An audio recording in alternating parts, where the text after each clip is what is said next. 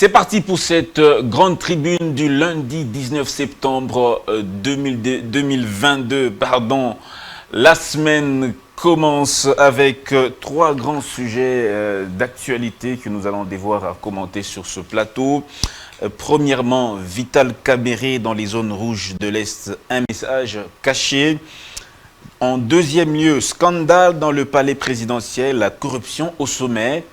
Et puis, troisièmement, conflit Teke, Yaka, Kwamut, Muzito prêche la paix. Voilà les trois sujets qui vont faire l'objet de cette émission. Je m'en vais rapidement présenter mes deux invités de ce jour. Maître Richard Pinda, qui est un habitué de la grande tribune. Tout à fait. Merci de répondre à nouveau à notre invitation. Merci à vous de nous recevoir, de nous donner votre tribune pour éventuellement faire entendre notre voix. Nous vous en remercions, nous remercions aussi ceux qui nous suivent régulièrement et qui commentent. Et sans oublier mon co-débatteur que je salue ici en passant. Je pense que nous allons passer un moment à la hauteur de ce que l'opinion attend de nous. Voilà. Merci Maître Richard Pinda. Professeur Eddy Yeni, bonjour et merci de répondre à nouveau à notre invitation. Merci beaucoup, juste bonjour et je salue mon co-débatteur et les téléspectateurs qui nous suivent en ce moment. Et singulièrement, je salue Bana Yachangou et Bana Kimbantek, pourquoi pas. Et juste un petit plaidoyer. Vous savez, aujourd'hui, Kimbantek est pratiquement oublié dans tout le grand projet, non seulement de la République, mais également de la ville de Kinshasa. Kimbantek est enclavé, Kimbantek est la plus grande commune en termes pratiquement de sa densité, de sa population, de sa démographie. Donc nous demandons au gouvernement tant national que provincial de pouvoir y penser.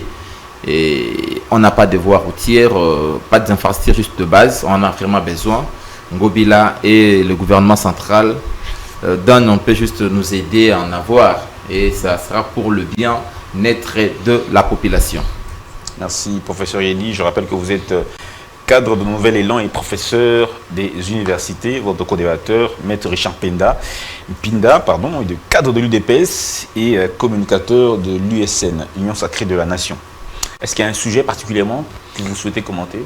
Oui, je voudrais ici, puisque nous avons passé toute une semaine à parler de 21 000, donc c'était plus d'une semaine d'ailleurs, nous sommes arrivés à un moment important. C'est-à-dire que où nous sommes rendus aujourd'hui, il a été déposé à l'Assemblée nationale une loi budgétaire et il faille maintenant analyser cette loi, faire des propositions, améliorer les quotidiens. C'est maintenant que ça se joue. Ce qui est déplorable, c'est les discours que tiennent un certain nombre de députés. J'aurais souhaité, je l'avais demandé, ou je souhaitais avoir en face de moi un cadre de Nouvel Élan, c'est-à-dire de chez Délice Sanga, vis-à-vis de qui en vol, oui, parce que c'est l'occasion où Délice Sanga doit, si il a dit qu'il avoisinait à peu près 21 000, que ça arrivait, pour lui, c'est pratiquement, ça arrivait, ok? C'est l'occasion pour lui de mettre au profit ces 21 000. En quoi, disons? En ne passant pas à la télévision ou aux tribunes pour dire aux gens que nous devons réduire les trains de vie des institutions, puisque là n'en est pas le problème, c'est un problème que nous connaissons depuis plusieurs législatures, ok? Maintenant, il faut qu'ils réfléchissent, ou qu'il ait déjà préalablement réfléchi, pour proposer comment est-ce qu'on peut générer plus de recettes. Et c'est possible. C'est-à-dire qu'il faille se faire entourer des experts dotés d'une expertise fiscale, économique, qui peut permettre à la République de booster. Je vous ai dit tout à l'heure lors de votre plateau que nous avions le projet de bloc pétrolier qui éventuellement peut être intégré dans le budget. C'est maintenant que les députés doivent donner les meilleurs d'eux-mêmes pour répondre aux attentes de la population, pour prévoir de manière à ce que les lignes budgétaires qui seront prévues pour la population soient conséquentes. Et donc nous pensons qu'ils vont être conscients et non pas se fourvoyer comme le fait l'autre ici. J'ai suivi Daniel Safou, habillé en costume, pieds nus, en train de nous inventer un autre concept où il dit nous allons benganer c'est comme s'il avait été élu pour nous faire du théâtre. Merci Maître Pinda. Professeur Eddy Yeni, une question d'actualité, vous souhaitez commenter? Oui, Juste, je vais en fait parler toujours de cette session qui est budgétaire. Le budget, il est temps aujourd'hui de répartir équitablement ces dont nous disposons. Moi, je vais juste plaider pour le professeur d'université, aux députés de comprendre que c'est pas vraiment bon. Le développement est lié à l'éducation. On ne peut pas penser au développement sans une certaine inventivité, sans une juste intelligence. Et cette intelligence, je crois bien, nous la trouvons. Et puis l'université, vraiment le lieu par excellence où on peut produire de l'intelligence pour développer tous nos différents secteurs. Mais aujourd'hui, les professeurs d'université sont dans des conditions vraiment minables, dans des conditions déplorables. Au chef de l'État de penser, pratiquement au gouvernement, il est temps de penser aux professeurs d'université. Je crois bien, on a parlé de véhicules, où on a remis à 88 professeurs eux méritent, mais l'échantillon est vraiment faible. Et on tend vers la fin de l'année. Il est temps de servir tous les professeurs et de penser pratiquement à l'amélioration de leur dû. Parce que, et après avoir, je voudrais pratiquement supprimer la vente de syllabus, on a cru que le gouvernement allait soutenir les professeurs, mais les professeurs sont vraiment abandonnés à leur propre, à leur triste sort. Ils vivent dans des conditions inacceptables, ils travaillent dans des conditions inacceptables. Je loue encore et puis je salue pratiquement les efforts fournis par les gouvernements qui ont pratiquement aujourd'hui abouti à la construction de certains bâtiments à l'Université pédagogique nationale et à la réhabilitation des anciens bâtiments. Là, nous saluons pratiquement ces efforts-là. Mais que le gouvernement ne s'arrête pas là, parce que au-delà des bâtiments, ce sont juste des hommes qui produisent, qui travaillent. On doit quand même penser aux professeurs, aux chefs de travaux, aux assistants et au corps administratif qui nous accompagnent. Parce que c'est vraiment inacceptable de voir dans un pays, il y a les huissiers du ministère de Budget et Finances touchent mieux qu'un professeur d'université. C'est vraiment inacceptable. Donc, dans un pays qui se veut démocratique, où l'homme est au centre. Voilà pourquoi juste l'implication même, je dirais... C'est le moment des députés de bien répartir. De bien répartir. Et le moment, juste parce qu'il semblerait notre ministre n'a pas pu défendre le secteur l'année passée, il est temps aux autres du penser puis de l'appuyer. Aux différentes, surtout aux commissions, finances, il y a plusieurs commissions là, commission finances, commission, je ne sais pas moi, qui s'occupent de cette répartition, de pouvoir aider. Donc aux différentes commissions d'accompagner pratiquement l'enseignement supérieur universitaire. D'accord. Permettez 30 secondes, juste pour rebondir. À 30 secondes, juste 30 secondes. Ok. Cher, vous avez compris, il n'a chanté que pour sa chapelle. Il est corps professoral et il n'a parlé que de ça. Les Congolais, premier élément, les Congolais confondent leurs besoins individuels. Je ne dis pas que le professeur, on ne doit pas améliorer, on doit améliorer. Mais les Congolais confondent leurs besoins individuels aux besoins de la République. Nous parlons de la République, il ne parle que de ce qui les concerne lui. C'est un secteur vital quand même. Je suis d'accord sur le principe, mais on a les militaires. Pourquoi ils n'évoquent pas l'amélioration aussi dans les secteurs de l'armée? Mais pourquoi il ne va même pas au corps d'enseignants, il ne va même pas à l'école primaire? Vous sentez l'égocentrisme que nous, les Congolais, nous avons. C'est-à-dire qu'on veut qu'on résolve seulement vos problèmes. Et il y va, il dit, ben écoute, même le huissier au budget, vous n'avez jamais été au budget. Moi, j'étais au budget, ce que vous dites là n'est pas vrai. Moi, j'étais au cabinet du ministre du budget. Ce que vous dites là n'est pas vrai. C'est faux, cher professeur. Donc, c'est-à-dire que vous posez un préalable sur un fondement qui n'est pas vrai. Donc, c'est ça en fait le danger. Un autre élément... S'il vous plaît, Maître Pinda. Excusez-moi. Un autre élément. Directement que le huissier au budget a aujourd'hui 2 millions. S'il vous plaît. Arrêtez. S'il vous plaît, de primes. Bon, en fait, moi je ne suis même pas là. Voilà. Je ne suis même pas alors, là. si nous devons aller dans cette logique. Nous parlons de primes. Si vous dites, même chez nous, ce n'est même pas les salaires. Nous parlons de la prime. S'il vous plaît, juste... j'ai pratiquement mis en exergue notre secteur, c'est juste pour la première fois, parce que les amis me disent toujours comment vous ne parlez pas de nous. C'est un secteur si stratégique, mais chaque fois nous parlons de militaires, de policiers et des autres. Mais aujourd'hui, quand même, j'ai mis un accent particulier. Pas de moi-même, pas de nous-mêmes. Vous n'êtes pas corps professoral. Maître Ben Pinda. voilà, il est Maître un peu Pinda. avec lui. Juste aujourd'hui, c'est un secteur en pleine grève. Voilà pourquoi il est temps de pouvoir interpeller le gouvernement. Merci beaucoup. Pas parce que je suis de là que je vais tout simplement défendre le secteur. Merci beaucoup, professeur Eddy Eni. Je vais rappeler la règle de l'émission. N'interrompez pas votre invité, votre co-débatteur, pardon. S'il y a une remarque, prière à noter, vous allez réagir quand vous aurez la parole. L'actualité en images, rapidement, premier sujet, je lance le débat. Vital Kamerhe dans les zones rouges de l'Est. Y a-t-il un message caché? En tournée dans la partie Est de la République démocratique du Congo, Vital Kamerhe ne cesse de prêcher la paix. Amani, en Swahili. À travers toutes les zones rouges qu'il a franchi, le président national de l'UNC a ignoré le chef de l'État. Dans son adresse, il avait même interdit à ses militants de ne pas porter l'effigie du chef de l'État.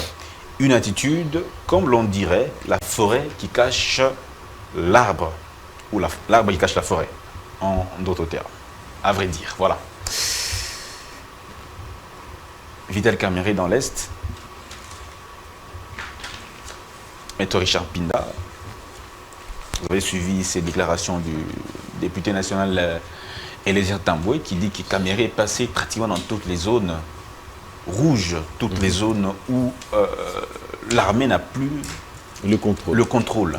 Mais Voilà. lui serait passé dans, je dis bien en conditionnel, serait passé par là. Lui, il n'en a pas parlé au conditionnel. Non, moi je parle Non, de non, moi. non. Moi, Je vais parle vous de aider. moi. Je Non, non, parle de moi. je vais vous aider. Alors la question, Excusez-moi, je vais poser la question. je vais vous aider. Puisque lorsque vous dites, ou lorsque vous revenez sur la question au conditionnel, c'est-à-dire que vous posez, comment dire, vous mettez le doute, vous insinuez le doute dans les pensées de ceux qui nous suivent. Non, Pourquoi ça veut j'ai dire dit- que la personne qui a parlé... Excusez-moi, s'il vous plaît. C'est une opinion. Non, non, non, attention. C'est un C'est député une national. position bien clairement définie par Eliezer Tambwe. Et aujourd'hui, vous avez une excuse. C'est-à-dire que c'est un député national et il est crédible. Ok? C'est-à-dire que c'est une source crédible. Ok? Aujourd'hui, vous ne pouvez plus en parler au conditionnel. Vous dites, Eliezer Tambwe a dit ceci. Et mieux encore, Non, Eliezer il l'a Tambwe- dit, mais nous disons serait. Non, non. Non. Donc, c'est-à-dire, à ce moment-là, vous ne révélez pas la vraie information. Non, ça veut dire... Lorsque vous en parlez au comprenez? conditionnel, l'information, écoutez, excusez-moi, je vais vous dire une chose. Je suis avec vous ici, ok? Je vous vois en cravate bleue, une belle cravate. Je sors dehors. On me dit que vous étiez habillé en quelle cravate, quelle couleur de cravate. Je ne dirai pas de vous que vous seriez habillé d'une cravate bleue. Non, pas du tout. Je relaterai les faits. Lorsque vous n'êtes pas sûr de la source qui vous apporte l'information, c'est à ce moment-là que vous pouvez évoquer les conditionnels. Il n'est pas sûr, Il n'est pas pratiquement non. de la source. non, Justement, non, pas non, sûr de la pas source. sûr de la Voilà source. pourquoi, Non, non, voilà non, pourquoi voilà, il J'ai va... dit serait. S'il vous plaît. Il va pratiquement relater le fait, juste au conditionnel. Parce Conditionnel. Non. que Eliezer ne parle pas la source, La source, la- sur qui où il va. Parce que c'est un politique. Je vais m'appuyer. Il va juste dire qu'il va s'appuyer. S'il vous plaît. Il rayait. C'est une relaye- opinion politique. Attendez, s'il vous plaît. Vous relayez la position d'Eliezer Tambwe et vous l'avez cité. Vous ne pouvez pas parler du conditionnel, ou sinon vous ne le citez pas. Non, j'ai dit... Lorsque vous le citez, c'est-à-dire que vous êtes couvert du point de vue de droit. C'est-à-dire qu'on ne peut pas vous poursuivre pour ça, parce que vous avez votre source. Prenons par exemple, moi j'ai dit, comment on appelle ça déjà, Forbes, en 2016, dit Kabila a 44 milliards de dollars. Lorsque je viens, je n'en parle pas au conditionnel, parce que j'ai une source qui étaye ce que je dis, qui constitue une preuve. Parce qu'en droit, c'est la preuve. Je vous comprends que vous cherchez à ne pas avoir une responsabilité pénale quant à ceux. Mais vous n'êtes pas responsable de ces faits-là. Si ils doivent vous poursuivre, s'ils peuvent vous poursuivre, ce n'est pas vous, ce n'est ni la chaîne. On doit poursuivre l'auteur de la pensée, parce que l'auteur de la pensée existe, il est là, et ce n'est pas au conditionnel. C'est-à-dire que vous l'avez cité nommément, et tel quel, l'opinion est rassurée que l'information est venue d'Eliezer. Est-ce que vous avez menti? Non. Parce que vous l'avez suivi, moi je l'ai aussi suivi. Mieux encore, il a rencontré les Tutsi Power ici. Il l'a dit. Eliezer Tambwe l'a dit. Ok? Il n'y a pas lieu que l'on en parle au conditionnel. Les faits sont là, ils sont réels. C'était une incise. Bon, maître, je pense qu'on va carrément devoir évoluer sur cette question. Tout à fait. Alors, la question que moi je pose, la question qui nous est posée dans notre formulation, est-ce un message caché? Je voudrais ici, avant d'y arriver, faire une analyse du contexte dans lequel nous sommes. déjà vous conviendrez avec moi que Vital Kamerhe, il a fait une déclaration pour dire que nous allons négocier avec le M23. Il a dit qu'il faut négocier avec le M23. Alors ici, la question est celle de savoir, c'est quoi cette démarche qui va en contradiction avec la ligne définie par le président de la République. J'ai suivi son discours aussi. Il a demandé au M23 de déposer les armes pour aller négocier. S'ils sont réellement congolais. Et après, leurs revendications seront prises en compte après avoir déposé les armes. Mais quelles revendications? Lesquelles pour lesquelles le président de la République a dit non? Lesquelles? L'amnistie et l'intégration au sein de l'armée. Dites-moi, c'est ça, ces revendications dont on a besoin ici. Nous pensons que la République a levé sa voix, son ton. Je voudrais ici faire d'abord le contexte dans lequel nous sommes. J'ai dit tout à l'heure ici que le président de la République avait déjà levé une option lors de son adresse. Je pense que c'était le 30 juin. Il a dit, plus question d'amnistie et plus question de brassage. Aujourd'hui, nous revenons dans la logique du M23. Le M23 revendique deux choses. L'amnistie et l'intégration au sein de l'armée. Ok? Et Vital Kamerhe s'élève. Il faut d'abord que les gens analysent bien. Vital Kamerhe est d'abord en déphasage avec ses militants. Je vous rappelle ici, nous avons eu cette discussion toujours avec le professeur, où vous avez entendu qu'il était en contradiction avec l'opinion. En quoi faisant? Vital a tenu un discours. Dans ce discours, d'ailleurs, il a créé une confusion, pour déclarer que nous étions à la quête d'un leadership. Et ce leadership, il a énuméré unificateur, il devait être responsable, il devait être tout ce qu'il voulait dire. Ok? Il était dans l'incapacité de pouvoir admettre ce leadership-là à sa base. Pourquoi je le dis? Lorsque vous suivez la vidéo dans son intégralité, vous voyez Vital Kamerhe, vous voyez plutôt les militants de l'UNC, très hostiles à Vital Kamerhe, et très hostiles au régime en place. Il disait que ceux qui nous en sommes arrivés là, c'est le régime en place qui vous avait mis en prison. Il vous dit d'ailleurs, depuis que vous étiez en prison, côté, ainsi de suite, tout ça. C'est-à-dire qu'il y avait un discours très hostile.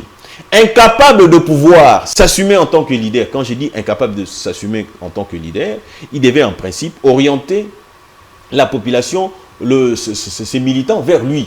C'est-à-dire qu'il devait donner une ligne. J'ai vu cette affaire avec Tshisekedi, Étienne. À l'époque, je me rappelle qu'on était à l'université de Kinshasa. Nous sommes descendus en 2005, lorsque Goma a été pris entre les mains du RCD Goma. Okay?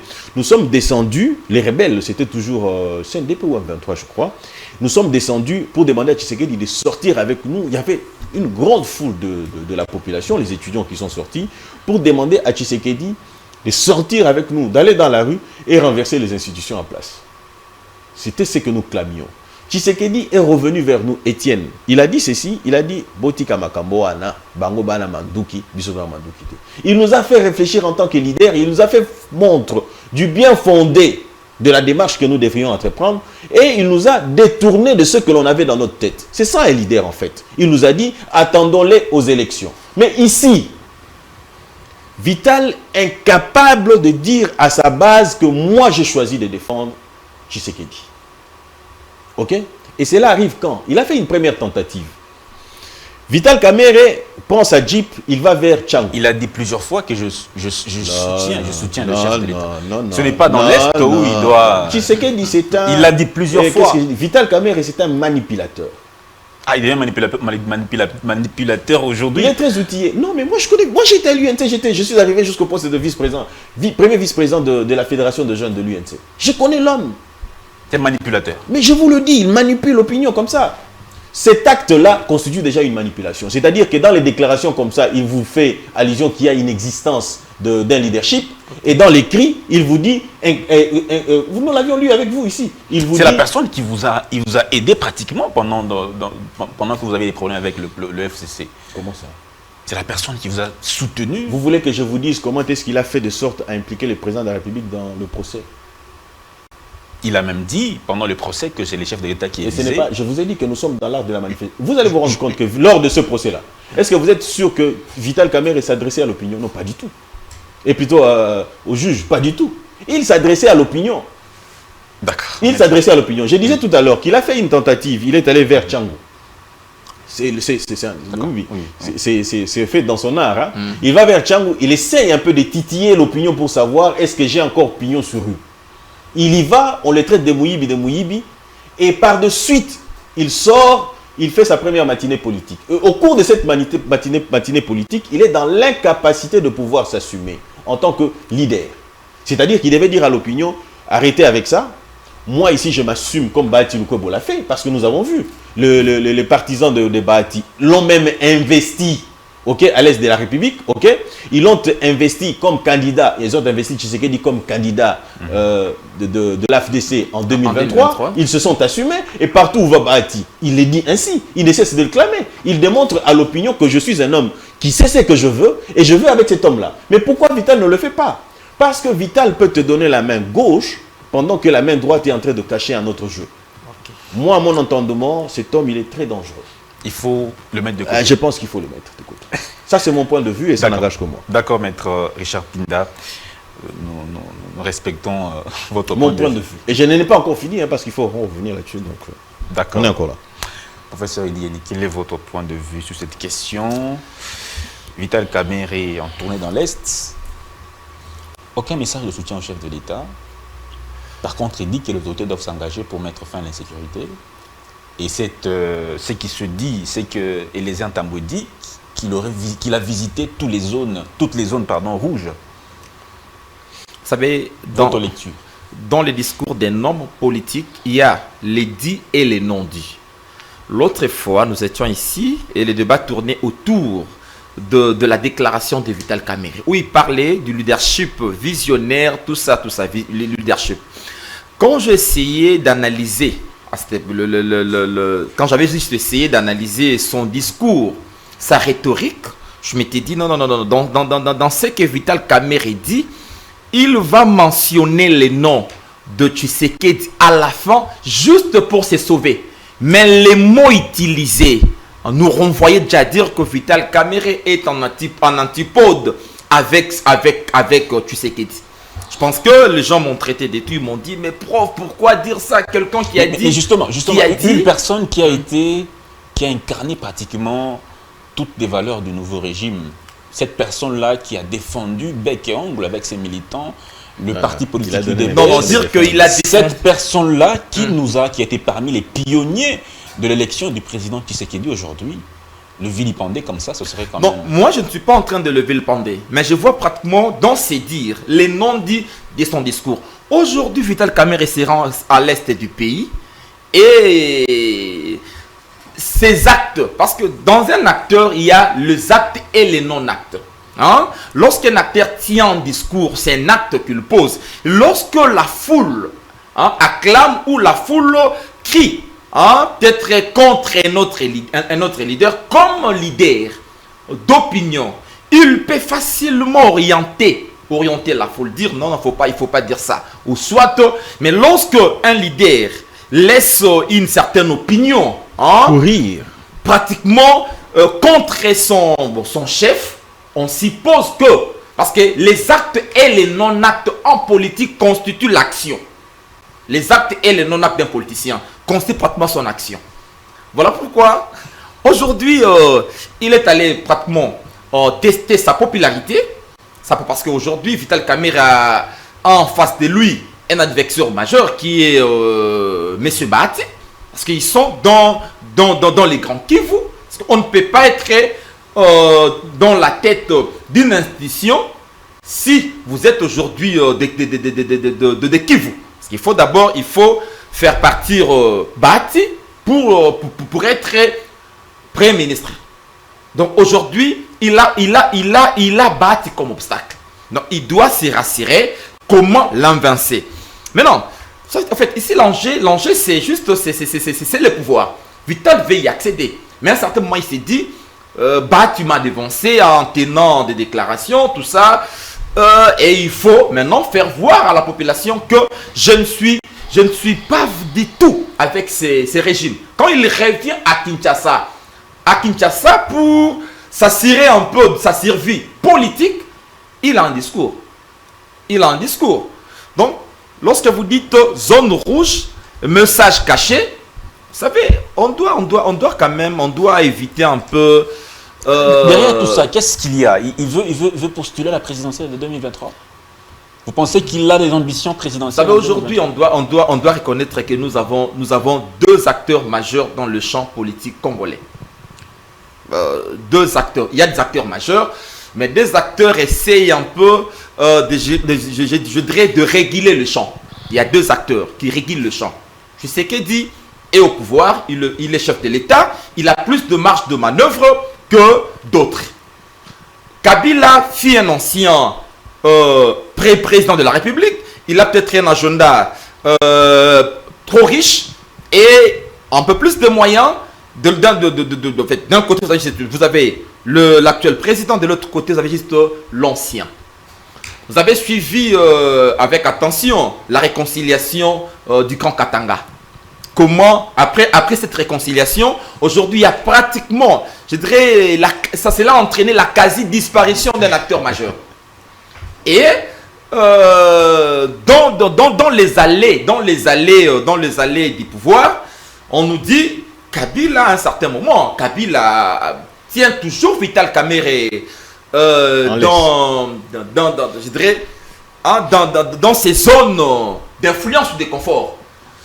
Et voulons à tout prix reproduire un pouvoir, mais un pouvoir qui soit de l'Est. J'ai dit, à un certain moment, on doit réfléchir autrement. La crise de Bounagan, de l'Est du pays, cette crise serait aussi un stratagème pour justifier l'incapacité de ces régimes. Et demain, ça peut constituer pratiquement un fond de propagande pour dire que le régime qui vous a promis la sécurité a échoué et je peux prendre la relève. Parce qu'aujourd'hui, lavé par la justice, Vital Kamerhe peut tout parce qu'il est déjà lavé par la justice. Donc, ça veut dire que Kamerhe penserait un peu à concurrencer Tshisekedi en 2023. Pourquoi pas? C'est un politique. C'est un acteur politique. Tout politique vise les pouvoirs. Justement, tout politique vise les pouvoirs. Pendant que les autres, comme Maître Pinda l'a dit, pendant que les autres ont déjà déclaré Tshisekedi comme leur candidat, l'UNC reste encore muette.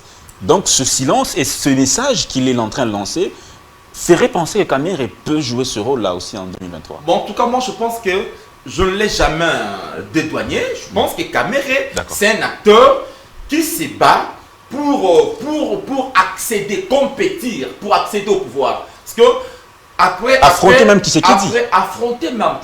Parce que après la prison, même avant la prison, Kamerhe n'était pas vraiment à l'aise dans sa peau de directeur de cabinet. Il se prenait pour un égal. À un certain moment, Kamerhe, souvenez-vous à l'imiter, lors du lancement du projet 100 jours, Kamerhe arrive, l'opinion scandée, chantait coach, hein, et il était à l'aise dans sa peau de coach. Vous savez, un directeur de cabinet, c'est un monsieur qui joue un rôle qui doit être effacé. Parce que c'est un conseiller. Il émet deux avis consultatifs. On suppose que c'est son chef qui est censé décider. Mais lorsque les directeurs des cabinets quittent pratiquement sa zone-là, hein, où il doit œuvrer dans l'ombre, se présente comme un coach, là, il cesse d'office d'être conseiller, il devient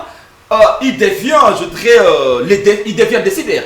Et il était à l'aise quand la population scandait, la foule scandait coach. Merci. Donc c'est de la même manière que je vois aujourd'hui dans son art de manipulation. Merci. Quand la population crie, et cela nous démontre que l'union sacrée est peu structurée, pour ne pas dire structurée. Merci beaucoup, professeur Eddy Eni. Je pense que je vais revenir vers vous. D'ici là, pour finir cette question, on a 3 sujets. Maître Richard Pinda, accord de Nairobi. Il faut oublier l'accord de Nairobi. Il faut l'oublier et l'enterrer. Pourquoi je le dis? Ne serait-ce pas un début de revendication? Non, pas du tout. Il faut oublier cet accord-là. Il faut l'oublier et l'enterrer carrément. Parce que l'accord a échoué en partie, si on peut le dire comme ça. Parce qu'il a été prévu Tshisekedi président de la République et Vital Kamerhe Premier ministre. Est-ce qu'il a été Premier ministre? Il a été récompensé autrement. Ok? Et aujourd'hui, il a plus de ministres que le nombre de ce qu'il devait avoir normalement. Mais je voudrais revenir, l'accord, il faut l'oublier. Hein, donc, à mon avis, il faut carrément l'enterrer et l'oublier. Je voudrais revenir sur un élément important. Voilà le contexte, je vous disais tout à l'heure que le contexte dans lequel il évolue. Vous allez vous rendre compte récemment ici, lorsque vous suivez dans les réseaux sociaux, vous vous rendez compte, le secrétaire général des Nations Unies revient sur l'impuissance des Nations Unies par rapport au M23. Ce qui est contradictoire, parce que ce sont les armées du monde qui mettent à la disposition de Nations Unies des troupes, ok, pour venir combattre le M23. Ils vous disent que le M23 constitue une puissance. C'est-à-dire qu'ils disent que puissance contre qui? Contre le monde, parce que c'est les nations. On parle des Nations Unies. On parle des États-Unis, on parle de la Russie, on parle de la France, on parle s'ils veulent mettre fin à cette affaire, ils le feront à tout moment. Il y a deux choses, soit c'est une complicité patentée, soit c'est une complicité patentée. Deux fois j'ai dit complicité, ce qui voudrait dire que c'est établi. Je démontre encore un autre élément. Ici, le secrétaire général des Nations Unies vous dit qu'il faut aller négocier avec le Rwanda et l'Ouganda. Mais nous allons négocier jusqu'où et jusqu'à quand? Parce que nous sommes agressés, nous l'avons dit. Que nous sommes, nous, la République démocratique du Congo, nous sommes agressés. Comment voulez-vous que nous envoie négocier avec l'Ouganda et le Rwanda? Pourquoi ils n'envoient pas l'Ukraine aller négocier avec la Russie? Pourquoi ils ne le font pas? Pourquoi ils n'envoient pas... Ils sont déjà en négociation. Non, laissez tomber, ils l'ont toujours été. Mais la position ici raffermie, vous avez vu Joe Biden a failli aller faire un voyage là-bas, ni était la menace, tout ça. C'était pour dire quoi? Il l'a dit, il a soulevé des éléments ici. Il y a les non-dits quand on est en politique. Il y a les actes non-dits. Cela démontre l'échec de la gestion de cette guerre. La question est celle de savoir pourquoi on ne l'envoie pas négocier officiellement, que les États-Unis sortent de là où ils sont pour leur dire, ou que les Nations Unies disent, va négocier avec la Russie. En fait, en d'autres termes, le secrétaire général des Nations Unies est en train de nous dire, allez-y répondre aux attentes du Rwanda et de l'Ouganda. C'est ça le message que nous devons retenir. Mieux encore. Et puisque nous n'avons pas résoudre nos propres problèmes. Non, nous pouvons résoudre nos problèmes. 3 mois déjà qu'il y a une partie du territoire qui ça, est... Ça, c'est autre chose. Non, 3 mois que le territoire national est occupé par... Bunagana est occupé, ça c'est un fait. Mais quelques années avant, c'était occupé mieux que ça. C'est-à-dire que... Ça, c'est une justification. Non, c'est pour dire quoi? C'est pour dire que lorsqu'ils ont fait plus d'une année, ok, les Nations Unies est intervenues. Lorsque, en 2013, qu'ils devaient se retirer, les Nations Unies a sorti un rapport incriminant le M23. C'est ainsi qu'ils se sont retirés. Mais pourquoi les Nations Unies aujourd'hui ne font pas la même chose, mais ils arment le Rwanda, ok, ils arment le Rwanda à travers le M23 pour continuer à nous déstabiliser et ainsi de suite. Écoutez, je l'ai toujours dit, 3 mois ici, on a tendance à croire que le problème, c'est Tshisekedi qui est le président de la République et son gouvernement. Non, c'est un problème qui concerne toute la nation. Ici, je renchéris, je fais une parenthèse. Hein. J'ai vu une attitude républicaine. C'est-à-dire que j'ai vu Mozito aller à Kwamuntu.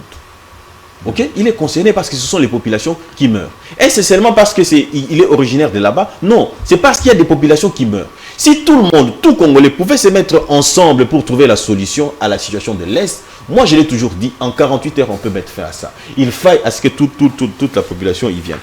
Je renchéris en disant ceci. Les experts des Nations Unies nous ont recommandé de faire quoi? D'amnistier et d'intégrer. Mais nous connaissons les conséquences. Aujourd'hui, nous parlons de l'infiltration. D'où nous vient cette infiltration? N'est-ce pas des conseils des Nations Unies, des experts des Nations Unies? Infiltrés, brassés. Mais quelle solution apportez-vous à la cette population? Solution, c'est que la population doit... Les enfants ne vont pas à l'école. La population doit s'assumer. Accompagner le gouvernement en place comme nous l'avons fait pour exiger le départ de la MONUSCO. Déjà, on ne doit pas baisser les armes. Dans ce budget ici qui a été déposé, on ne connaît pas encore la teneur. Pensez-vous que le budget de la défense va augmenter? Mais nous avons un problème. Vous allez augmenter le budget de la défense pour en faire quoi? Pour acheter les armes. Pour former. C'est ça le problème en fait. Pour former on forme, on recrute. Présentement, on recrute. Même, je ne comprends pas pourquoi on ne le sent pas. Lorsque nous parlons de la complicité, mais en principe, l'armée devrait faire des campagnes. L'armée devait être partout. L'armée devait être le ministère de la Défense. Qu'est-ce qu'ils font? C'est quoi la politique du recrutement? Puisque le temps a été déjà levé par le président de la République. Le chef d'état-major général, qu'est-ce qu'il fait? Le ministre de la Défense, mais qu'est-ce qu'ils font juste pour que l'on puisse lancer ces recrutements? Il n'y a rien qui se sent. On sent quelques pubs au niveau vous plaignez, vous, au sein de l'Union Sacrée, vous plaignez que moi, au niveau du ministère de la Défense, écoutez, qui ce aurait n'est pas parce que... Vous savez, il y a une chose. Ici, il s'agit de la République. Il ne s'agit pas de l'Union Sacrée. Il s'agit de la République. Donc, vous voulez dire que puisque moi, je relate des faits... Vous plaignez? Non, non, attention, je ne me plains pas. Je constate des faits et je ne le mets pas sur la place publique. Mais cela indique quoi? Pardon? Cela indique quoi? C'est là, ça veut dire tout simplement qu'au sein de l'armée, nous avons un problème. Nous attendons la nouvelle signature, l'ordonnance qui va être prise pour que l'on puisse changer le commandement de l'armée. Par exemple, je vous informe, je dis qu'on ne reste pas inactif. C'est-à-dire qu'il faut bouger les choses à un certain niveau. Mais ici, il faut en parler, il faut que l'opinion comprenne. Mais qu'est-ce qui se passe? Vous avez des vieux au sein de l'armée qui sont habitués à faire des affaires. Lorsque les jeunes qui viennent, qui sont, comment dire, pleins d'énergie, qui ont fait de preuves, ok, qui peuvent changer les choses. Mais on leur met des obstacles. Mais aujourd'hui, nous attendons, nous espérons, parce que nous croyons en ce qui va arriver dans les jours qui viennent. Il y a des ordonnances qui seront prises pour ce qui est de l'armée et éventuellement nous arriverons à ça. Alors, je voudrais tout simplement dire ici, je reviens sur cette affaire à l'Est de la République, les discours de Vital Kamerhe qui vient, qui demande à ce qu'il pose des armes pour négocier, mais c'est un discours qui vient après, je dis bien, les différentes déclarations des Nations Unies, après les différentes déclarations du M23 qui demandent à être intégré, tout ce que vous voulez, ainsi de suite, tout ça. Et aussi, il faut qu'on se le dise. Lorsque vous dites qu'il a été à la frontière de Bunagana, qu'est-ce qu'il ne vous dit pas? Vous dites que les zones rouges, il y a été. Qu'est-ce qu'il ne dit pas? Eliezer a dit qu'il a été même fréquenté les Tutsi Power qui sont ici, il a même renchéri Eliezer, hein, il a dit, lorsque Mbosso dit quitter les groupes armés, il faisait allusion à qui? Allez-y comprendre. Et ici, vous conviendrez avec moi, ce n'est pas pour leur donner les prétextes qu'ils ont toujours utilisés pour dire que non, nous sommes minoritaires et exposés, raison pour laquelle on ne les inquiète pas encore. Merci. Donc comprenez, pour éviter de déstabiliser la République, raison pour laquelle on ne les a pas encore interpellés. Merci. Alors c'est pour dire tout simplement, je voudrais conclure en disant ceci, que, à mon entendement, Vital Kamerhe n'est pas fiable, puisque les faits le démontrent. Puisque monsieur devait en principe commencer d'abord par amener son parti politique vers le président de la République. Ils sont dans les institutions, ils occupent des postes importants. Vous avez par exemple le ministre du budget, vous avez les ministres de l'énergie, si je ne me trompe pas. Il y a des ministères qui sont occupés par eux, des affaires foncières, ainsi de suite, tout ça. Ils occupent des ministères importants. Et au sein de l'hémicycle, ils sont là. Mais lorsque les militants de l'UNC sont dans le média, mais ils sont hostiles au président de la République, ils sont hostiles au régime en place. Allez-y comprendre. Est-ce qu'ils sont vrais? Mais je dirais d'emblée qu'ils ne le sont pas. Parce qu'en politique, très souvent, si vous n'êtes pas aussi un esprit libre que je le suis, ok, lorsqu'on donne une instruction, vous l'appréciez et puis vous faites ce que... Sinon, mais vous entendez que l'instruction, je sais comment fonctionne l'UNC. L'instruction doit venir de quelque part et on exécute. Non, il n'est pas crédible. Il n'est pas crédible à mon entendement. Et je pense que si le président de la République a... comment dire, confier une mission, c'est un mauvais choix qu'il avait été fait. Je voudrais, s'il vous plaît, 30 secondes pour répondre juste vite fait. Mon cher ami, c'est pas encore fini avec... Il n'a pas été acquitté, je vais perdre de vue. Vital Kamerhe, il n'en a pas encore fini avec la justice. Lorsque vous lisez l'arrêt l'acquittant, il dit ceci, il a été acquitté pour insuffisance de preuve. On ne dit pas qu'il est innocent. Ça, c'est d'abord un premier élément. Oui. Le deuxième élément, c'est lequel? C'est que le parquet, par la Cour de cassation, a initié une action en pourvoi en cassation pour détruire le jugement qui a été rendu, casser le jugement qui a été rendu, l'acquittant. C'est-à-dire que le processus est encore en cours. Vous voyez? Donc, ce qui voudrait dire que ça peut rebondir à tout moment. C'est-à-dire que c'est un, comme qui dirais-je... c'est encore en suspens, plus ou moins. Non, pas en suspens. C'est-à-dire que c'est un prisonnier à peu près. D'accord. Professeur Diény, Kamerhe n'est pas crédible. Il n'est pas crédible, comme l'a dit... Maître Mpina, là vous ne dites pas conditionnel, parce que je suis là, j'ai dit, ne vous en faites pas, j'ai dit, ça n'engage que moi. Bon, en fait, Kamerhe c'est un acteur majeur de l'Union Sacrée, crédible ou pas. Là, je pense qu'il revient aux membres, comme il est membre de l'Union Sacrée, et lui qui nous dit que Kamerhe n'est pas crédible, notre partenaire Kamerhe n'est pas crédible. Bon, je comprends que l'Union Sacrée est au bord de l'implosion. Non. Au bord pas de du l'implosion. tout. Oui, parce que non structuré. On ne sait pas qui est qui dans l'union sacrée. Je peux juste accepter. Vous avez juste parlé du M23. Le M23 serait aujourd'hui, parce que juste la récupération de Bunaganda serait une sorte... aujourd'hui, Bunaganda constitue juste une sorte d'espace vital pour régler les conflits. Les conflits, tout est Hutu. Parce que lorsque vous référez aux accords de Lemera, dans son article 5, qui est clair, qui dit qu'il faut juste octroyer 300 km de terre. C'est toujours d'actualité. C'est d'actualité, est-ce que c'est crédible? C'est toujours d'actualité. Dire que c'est crédible lorsque l'AFDEL dans ses accords, moi j'étais à l'université quand l'AFDEL entrait ici. J'avais un professeur excellent, le professeur Lefebvre Kaninda Lusamba. Kaninda Lusamba nous disait toujours, il faut faire attention, le plus grand danger avec cette histoire de l'AFDEL, c'est juste... il y a deux accords et surtout c'est de l'Emera. Ces accords-là octroyaient une partie de notre territoire national au roi, juste à ceux qui accompagnaient l'AFDEL. Là, il n'y avait pas encore problème. Donc voilà pourquoi je crois toujours à ce qui a été décidé et à l'Emera. Même avant l'entrée de l'AFDEL, vous vous souvenez juste à Kisangani.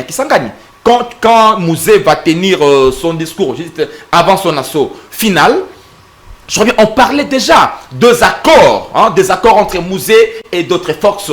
Et je pense que, juste à la preuve du contraire, le Rwandais se battent juste pour récupérer, non seulement le respect pour eux, ils doivent récupérer un espace congolais pour leur survie. Et on a connu l'affaire Minembwe, la création de la commune, qui a suscité l'intérêt même de la communauté internationale, représenté par cet ambassadeur. Pour la première fois, vous créez une commune rurale, mais la commune rurale va même attirer des ambassadeurs, de corps diplomatiques. C'était vraiment une lecture stratégique. Nous ramènerait à dire que il y avait deux enjeux qui dépassaient pratiquement une simple commune, la création d'une simple commune. Donc l'Est du pays demeure encore cet espace-là stratégique, non seulement à cause de ses ressources minières et autres, mais je pense que aujourd'hui Vital Kamerhe, pendant que la MONUSCO s'est dit incapable. C'est possible. Est-ce que vous pensez que c'est possible qu'il ait visité toutes ces zones occupées là? C'est possible. C'est possible. C'est possible, mon cher. Ça déduirait qu'il serait de mèche. Il serait de mèche avec eux. Papa Mosso qui nous a dit ici, le PP, que bon, quitter les groupes armés. Papa Mosso est à la tête parfois d'une institution si stratégique, qui est l'Assemblée nationale. Quand il dit quitter les groupes armés, je crois bien, c'est vieux là l'information. Il a l'information. Jusqu'à la preuve du contraire. Ça veut dire quoi? Au sein de l'Union sacrée, il y a de ces qui maîtrisent bien ces aventures-là de l'Est du pays. Parce que... Au sein de l'Union sacrée. J'ai dit au sein... Mais Vital Kamerhe, c'est un membre de l'Union sacrée. Ils sont nombreux. Mais quand Pépé Mosso dit quitter les groupes armés, donc, il a des informations. Il s'adressait même aux politiques de l'Union sacrée. Une minute. Donc, je pense qu'aujourd'hui, que fait le gouvernement pour recruter? On a toujours demandé au gouvernement, nous, du Nouvel Élan, on a toujours demandé au gouvernement d'augmenter les budgets pour les comptes juste de la défense, de recruter, d'augmenter un peu juste les soldes et le prime de militaires. Il faut encore recréer cette armée-là, mettre en place une armée réellement républicaine, formée, pour faire face à tous ces désordres. Mais je dirais, vous savez, moi, quand on a parlé de la loi Tiani, avec Pungu, la congolité. La congolité, Tingi Pouloulou, je me disais, oui, on peut tout dire, mais il y avait de quoi réfléchir encore sur cette question. Parce que le Congo est infiltré. Le Congo est infiltré jusqu'au sommet, jusqu'à présent. Jusqu'au sommet, là, le Congo est infiltré. Le Congo est malade. Parce que quand vous voyez Bunaganda et autres, l'insécurité est entretenue par les acteurs politiques qui sont à Kinshasa et qui sont au pouvoir. D'accord. Donc, c'est un problème. C'est un problème parce que vous avez aujourd'hui il serait le important pouvoir que la justice d'aller mène des enquêtes pour d'aller dans cette connaître qui sont réellement dans derrière cette zone-là, du pénétrer même, Donc Mbosso changer avec eux. devrait être Mais interrogé par la pourquoi justice. ne pas se servir de cette influence-là pour D'accord. militer pour la paix à l'est du pays. Merci. Mais dans l'entretemps, on nous dit non, la paix, la MONUSCO est incapable, mais même nos acteurs, mais les mêmes acteurs peuvent y aller. La nuit, peuvent y aller, négocier. Le M23 peut venir ici, rentrer comme bon lui semble, Merci. et c'est même un parti politique.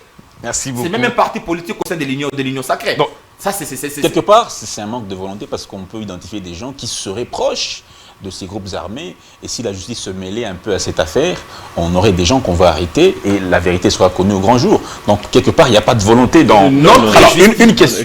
On va lancer... rebondir à ça, 30 secondes. On va lancer une... 30 secondes. Permettez-moi 30 secondes seulement. Je sais que vous voulez relancer une deuxième question. Mais vous dites que, vous savez, les acteurs de la justice aujourd'hui, vous savez, lorsqu'on a parlé de l'impunité zéro, on a trouvé des charpentiers magistrats, ici au pays. Oui. C'est-à-dire qu'on nous a... Vous savez, quand on veut détruire une nation, on commence d'abord par détruire son éducation. C'est ainsi que vous avez vu avec le système éducatif, sous Kabila et tout ce qui va aller avec. Vous avez, au sein de la magistrature, on vous a infiltré des gens qui n'ont jamais été à l'école de droit, par exemple. Ça, ce sont des faits réels quand on dit l'impunité zéro avec Nzolo Bambi. Tout est entré, on a mis du brouhaha, comme on dit. Vous voyez, et mieux encore, lorsque vous parlez aujourd'hui, vous dites que la justice, ok? Je ne dis pas que tout est pourri, mais j'ai dit, il y a encore des gens qui ont été créés, qui sont redevables vis-à-vis de ceux qui peuvent. Vous aviez compris que le chef de l'État a pris certaines dispositions. Vous avez suivi, Numbi a été, Kitoko, ils ont été renvoyés à la retraite. C'est-à-dire qu'on est en train de faire assainir l'appareil judiciaire pour éventuellement avoir une justice conséquente sur laquelle on pourrait se fonder. Je voudrais, vous dites ceci, vous dites que l'UNC, l'union sacrée serait en explosion. Vous êtes en contradiction avec vous-même. Parce que comment est-ce que quelque chose qui n'est pas structuré, qui n'est pas organisé, peut être en implosion? Donc c'est-à-dire que l'implosion ne peut pas exister si nous allons dans votre logique. Parce que vous êtes en contradiction avec vous-même. Excusez-moi, je vous vois en train de rebondir. Rappelez-vous, nous sommes en 2003. Avant la signature de l'accord global et inclusif. Vital Kamerhe, que j'ai dit pas crédible du tout. Ok? Vital va avec Jean-Pierre Bemba à l'hôtel des Cascades dans le Congo central. Pendant que les autres, c'est-à-dire Tshisekedi, Étienne, c'est-à-dire que le RCD Goma, c'est-à-dire on connaissait la puissance militaire du RCD Goma, on savait que le RCD Goma occupait une très grande partie de la République, c'est-à-dire qu'ils sont allés signer l'accord de Cascade. Et cet accord impliquait quoi? Mais c'était la consécration de la balkanisation de la République. Lorsqu'on l'a toujours appelé pacificateur, moi je me suis toujours posé la question de savoir, mais c'était en vertu de quoi? Parce qu'il représentait Joseph Kabila. Et quelques jours après, lorsque nous avons entrepris des démarches, c'est-à-dire que l'Alliance pour le sauvegarde du dialogue intercongolais qui impliquait, c'est-à-dire que unifier le Congo, réunifier le Congo, c'est l'œuvre de Tshisekedi. Étienne, pourquoi je le dis? Parce que c'est grâce à l'Alliance pour le sauvegarde du dialogue intercongolais que Tshisekedi est allé rencontrer, je me rappelle encore le RCD Goma, à l'est de la... à Kigali, ok, où ils avaient leur base arrière. C'est ainsi qu'on a fait pour ramener tout le monde, avec l'appui de certains pays, des États africains, ok, qui ont dit, si vous laissez courir tel quel, ça sera la balkanisation de la République. C'est ainsi que nous sommes retournés à Saint-Titi, nous avons signé l'accord global et inclusif. Allez-y comprendre que les efforts ont été fournis d'une certaine manière, et les acteurs qui ont, vous vous rappellerez encore lorsque il est encore vivant, Moubaké, vous vous rappelez, il a dit, Moubaké, lorsque nous sommes allés là-bas, nous avons vu Vital Kamerhe avec ses oncles à Kigali. Il a même cherché à avoir un débat contradictoire avec Vital Kamerhe à l'époque, je me rappelle encore. Il avait envoyé François Kalombo, François Kalombo ne pouvait rien dire. Donc allez-y comprendre que, à mon entendement, je l'ai toujours dit, et je ne cesserai de m'assumer quant à cette question-là, Vital Kamerhe n'est pas crédible. Vous allez plus loin pour dire qu'il était avec ses oncles. Cela insinue Moubaké, je ne l'ai même pas dit au conditionnel, Moubaké est vivant. La vidéo existe. Non, Moubaké est allé même plus loin. Non, la vidéo existe. Donc la nationalité serait douteuse de Caméré. Pourquoi pas? On est au Congo. Tout le monde a prétendument avoir une nationalité douteuse, même lui, même moi, même vous. C'est-à-dire qu'il faut que nous soyons identifiés. Il y a des nationalités plus douteuses. D'où la loi de... Non, ça va de soi. Raison pour laquelle j'ai dit... Non, la loi, ce n'est pas de pour... père et de mère. Non. Cette loi-là ne porte pas sur la nationalité. Cette loi porte sur les conditions d'accès aux fonctions. Mais ici, il faut identifier les Congolais. Il faut obligatoirement identifier les Congolais. Quel élément qui peut différencier un Congolais d'un non-Congolais? Mais vous avez... Sur base de quoi on vit en raison de sa population? Chacun a une carte d'électeur. Sur base de l'apparence? Non, c'est pas sur base de l'apparence. C'est-à-dire qu'il y a les éléments... Prenons par exemple lorsqu'on parle de l'enrôlement. Vous amenez des personnes qui vous accompagnent pour être identifiées. Et nous avons aussi notre histoire. Moi, par exemple, là, si vous me cherchez, à l'est, vous ne m'aurez pas. De l'autre côté, là-bas, lorsque vous traversez pour aller vers Kigali, Gizeni ou consort, vous ne me trouverez pas. Mais lorsque vous venez au centre de la République, là où était même la capitale de la République, ainsi de suite, vous allez vous rendre compte que je suis là. Je suis de Demba. C'est-à-dire que vous me chercherez ailleurs, vous ne me trouverez pas. Vous voyez ça? Et lorsque vous allez enquêter pour savoir quelles sont les traces par rapport aux mes arrière-grands-parents, vous vous rendrez compte que aucun de ma famille, n'est jamais venu d'ailleurs. D'accord. Je rappelle que vous avez demandé 30 secondes et vous avez pris pratiquement 4 minutes. Vous m'aviez laissé faire. Et donc... Non, vous m'aviez... C'est vous qui avez la police des débats. Non. Vous aviez demandé 30 secondes, vous avez pris 4 minutes, donc... Je donne la parole au professeur Eni sur le deuxième sujet, parce que je vous donne la parole, vous allez faire plus que ce qui est prévu. Donc je lance le deuxième sujet. Scandale au palais présidentiel, la corruption au sommet. C'est une question qu'on pose. L'actualité en image, la corruption constitue un fléau qui saigne et vide la caisse de l'État. Ainsi, le chef de l'État avait raison d'annoncer une lutte acharnée contre le phénomène. Malheureusement, l'on ne cesse d'assister au scandale financier, même au sommet de l'État. Le dernier cas en date, c'est Otto de Vidier Chimanga, conseiller spécial du chef de l'État, qui est tombé dans le trafic d'influence pour corruption. Ce qui ternit l'image du président de la République, qui ne serait entouré que des mafieux. Voilà, le deuxième sujet est lancé. Scandale au palais présidentiel, la corruption au sommet. L'affaire Vidier Chimanga et ses commissions, la commission de 20%. Bon, en fait, ça, c'est justement une goutte d'eau qui, dans l'océan. Une goutte d'eau dans l'océan, parce que de le début de... Est-ce que ça ne donnerait pas raison à Kabound qui a dit qu'il y a la corruption et on va y arriver. C'est de le début de ce régime que l'on a... le régime nous a pratiquement habitués à des scandales. On a connu d'abord le scandale 100 jours. C'était vraiment un scandale. C'était scandaleux d'apprendre que on pouvait donner des ordres aux conseillers, aux pires petits, à jouer avec des millions. Et on a compris que l'institution président de la République a perdu même son prestige. A perdu même son prestige par des scandales. Parce qu'on est parti de scandale en scandale. Tu les gelous. Scandale, le chef de l'État en a même parlé au Kassai. On a même parlé. Parce qu'un conseiller aurait détourné une somme importante de ce qui était réservé pour ces grands projets. Donc, à un certain moment, ces scandales nous ont fait comprendre que le président de la République et son institution, devrait en principe laisser au gouvernement la gestion, la gestion de la chose publique. Donc, gérer juste il dit le président ne fait gouverner. Il ne fait pas des affaires. C'est moi mais qui juste, mais il les fait en lieu et place du président. Par le biais des personnes qui lui-même a dit. Non seulement ça, nous recrutons des gens qui sont sous notre influence. Et cela nous ramène à dire que M. Kabound avait complètement raison lorsqu'il disait que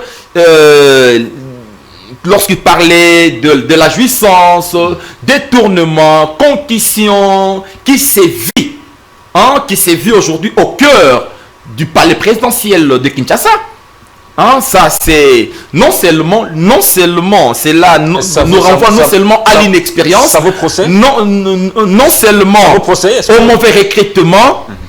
Oui, si le Congo avait une justice indépendante, crédible, une justice réelle, on sauterait directement sur le cas et le monsieur serait aujourd'hui peut-être derrière les barreaux.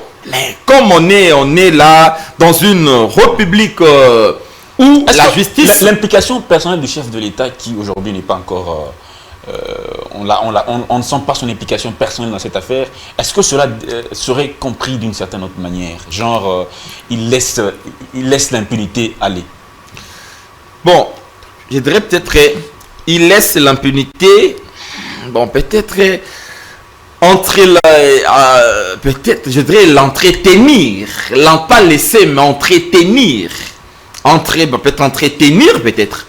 Hein? Parce qu'on peut aussi entretenir l'impunité. Si l'impunité va pratiquement à votre faveur, on peut l'entretenir. Parce qu'on doit dire aux Congolais qu'à un certain moment, le manque de contrôle, l'inefficacité dans l'action du gouvernement, dans la gestion juste de la République, le manque de contrôle, le manque d'évaluation serait aujourd'hui juste des stratagèmes pour permettre aux autorités régnantes d'avoir une mainmise sur le surplus pratiquement de la rente économique et financière que produit l'État. Parce que aujourd'hui, lorsqu'on est au pouvoir, on veut avoir plus de moyens et ces moyens permettent aux oligarques que nous avons aujourd'hui de bien entretenir leur cour. Parce que la cour, pour l'entretenir, ils ont besoin de moyens. Parce qu'on doit entretenir les acteurs, le magistrat, les hauts fonctionnaires, les hauts commandants de la police. On doit même entretenir certaines officines étrangères. On doit juste entretenir même certains pouvoirs étrangers. On doit pratiquement les entretenir. Voilà pourquoi on a besoin de moyens à Kinshasa. Mais on a maintenant là des scandales un peu de trop. Parce qu'on a connu le scandale 100 jours, le scandale Tu les Gelou. Aujourd'hui, juste les mêmes Vidi Chuchu Manga. Il n'est pas son premier forfait.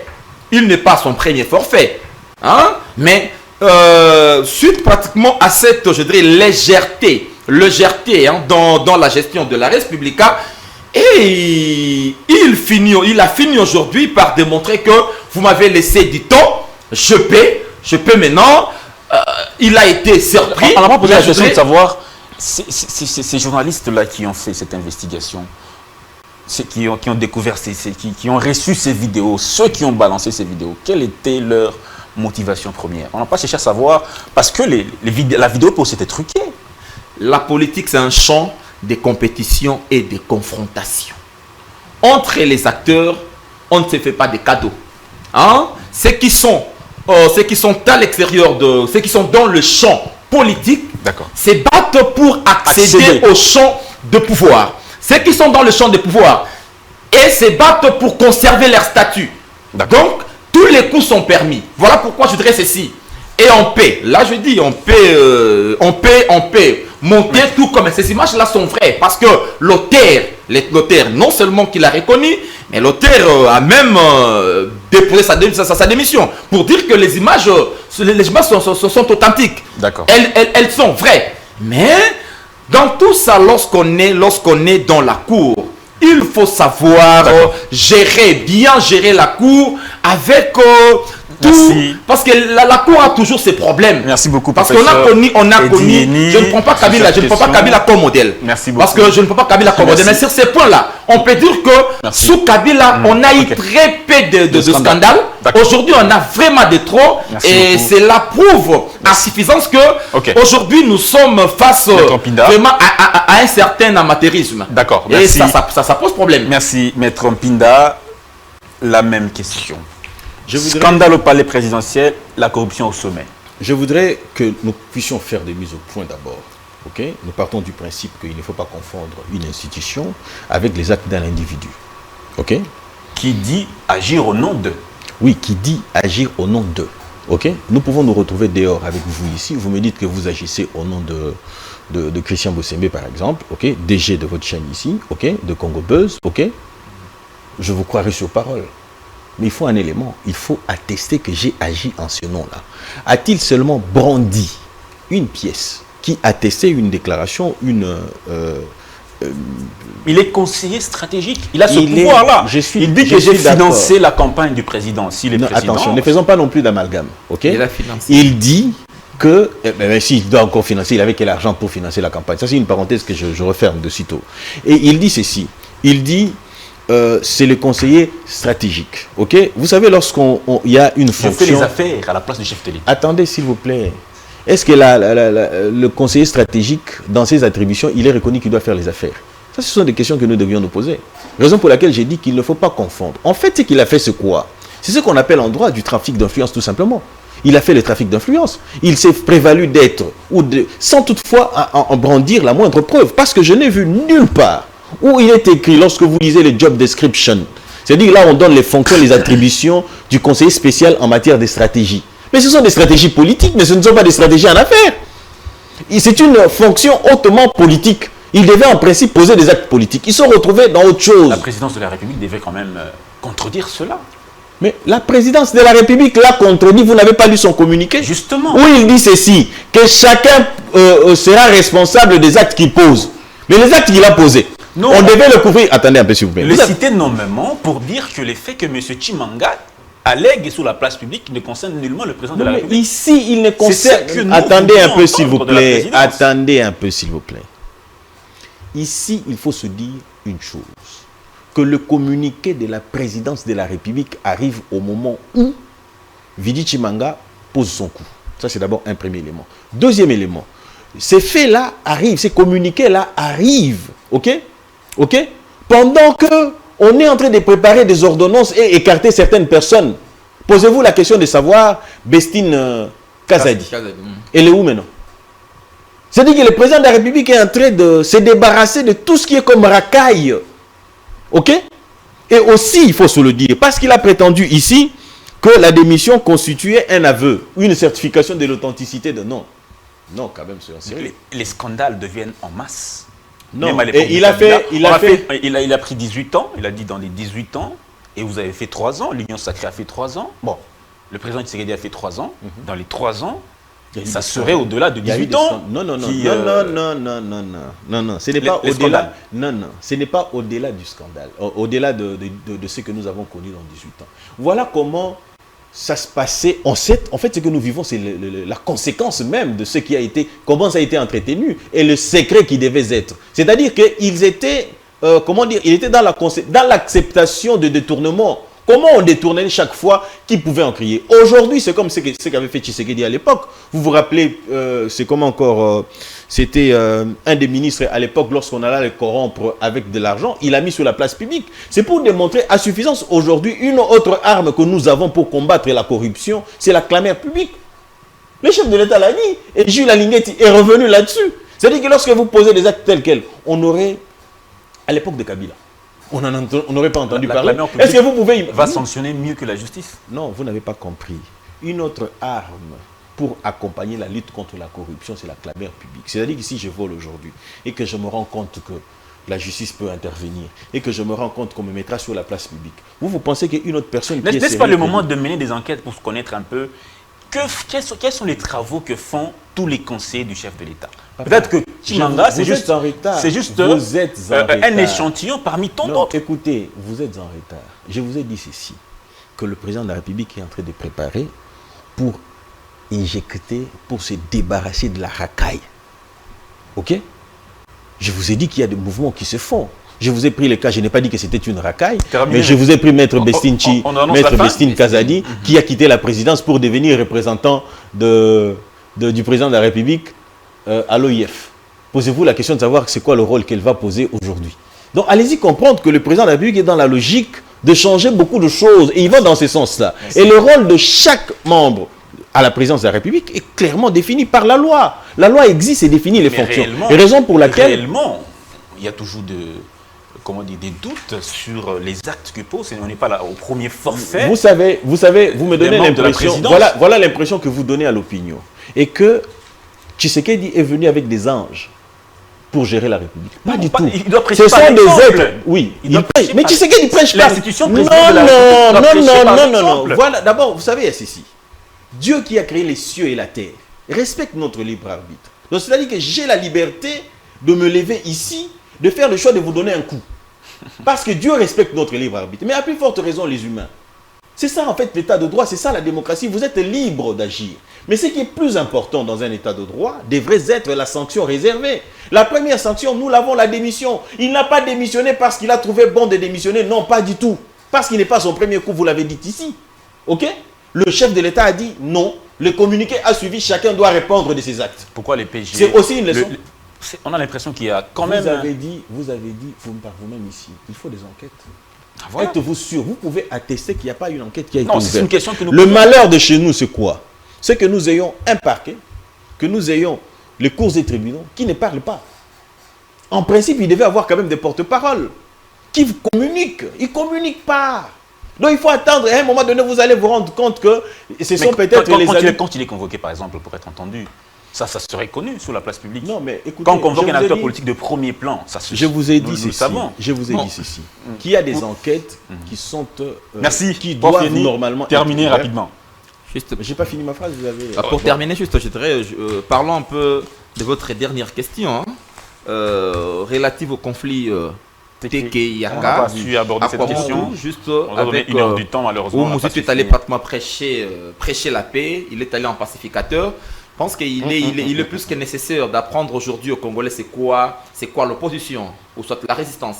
Parce que on a été très mal éduqués, je dirais, hein, très mal éduqués Vous politiquement. voulez dire que Mosito vous a, Fayoul vous a mal éduqué? Je dirais très mal Non, mais éduqué. donc vous voulez à dire croire que la l'opposition, c'est ou soit la résistance, c'est aller dans la rue, casser, Là, il c'est parle aller, s'il vous plaît, c'est insulter, c'est aller dans la rue, faire du désordre, mais l'opposition, c'est aussi faire des contre-propositions. Propositions. Lorsque ça brille dans la République, moi je dis toujours aux gens que nous ne sommes pas dans la République de M. Tshisekedi.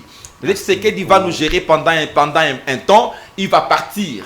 Mais le Congo va rester Congo. Si nous brûlons aujourd'hui le Congo, demain, nous allons gérer quoi? Parce que moi, demain, comme président, je vais gérer quel pays? Je n'ai que le Congo comme pays. Merci Voilà beaucoup. pourquoi, Je peux quand dire un ça mot par rapport à part de beaucoup. Congo, Merci. peu importe l'espace, tout celui qui est D'accord. acteur du premier plan est appelé à apporter pratiquement sa contribution. Merci beaucoup, pour, professeur Edieni. On me signale la fin de 30 secondes pour, de l'émission. Malheureusement, c'est normal, 30 secondes se secondes, convertissent. je réagis se juste- convertissent je toujours réagis à juste- 4 minutes, malheureusement. Mais toi, Je malheureusement, réagis juste. je je donne réagis par rapport au Kwamout. Excusez-moi, je réagis juste par rapport au Kwamout. Malheureusement, cette fois-ci, vous Mais sinon, j'aurais jeté des fleurs. J'ai aimé l'attitude de. merci beaucoup, de Maître Mosito. Pinda. C'est-à-dire que c'est une attitude républicaine. Merci beaucoup, Ok. professeur Edieni. Merci beaucoup, Maître Pinda. Merci à vous de nous avoir reçus. Merci, Merci. chers téléspectateurs, de nous avoir suivis. Vous nous suivez de par le monde entier. Nous vous disons énormément merci. Nous ferons toujours de notre mieux pour vous satisfaire. Merci aussi à l'équipe technique qui m'a accompagné ce matin pour vous réaliser cette émission.